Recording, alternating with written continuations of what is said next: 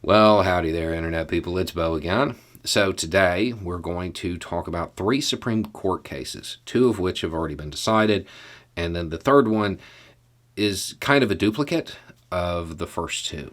It's dealing with the same issues, so we can kind of guess as to what the outcome is going to be on that one. The states involved are North Carolina, Pennsylvania, and Wisconsin. Wisconsin is the one that is not decided yet. All 3 cases they revolve around redistricting, drawing the maps for the elections. In all 3 cases, the Republican Party is attempting to persuade the Supreme Court to basically allow them to do whatever they want. In North Carolina, they drew up some maps. The Republicans drew up some maps, and the state courts stepped in, and we're kind of like, hey, these are even more gerrymandered than we've come to expect, and kind of tossed them. They did. The Republicans went to the Supreme Court arguing that the state legislature alone has the power to draw these maps, and that the state courts shouldn't be involved in it. They shouldn't get a say. This is a fringe legal theory, is how it gets described.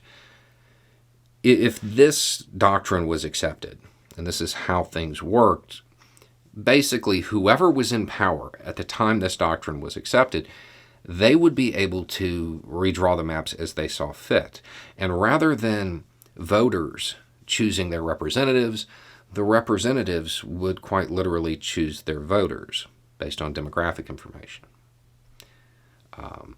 It would lead to even more gerrymandering, and it would lead to even less representation, because the maps would be drawn to make sure that loyal voters of certain parties, whichever one's in power, would be central to each district.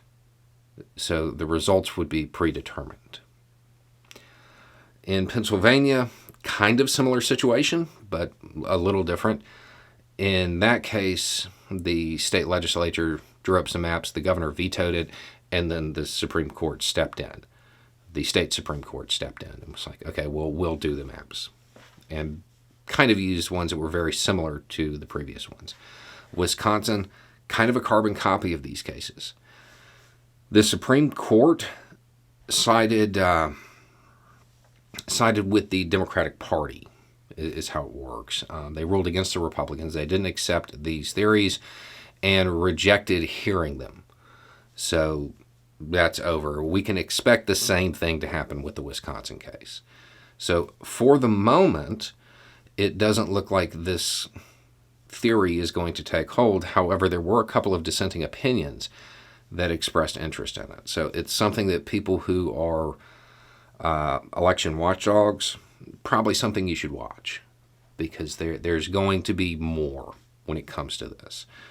The Republican Party is very set on controlling things at a state level so they can alter the outcome of federal elections.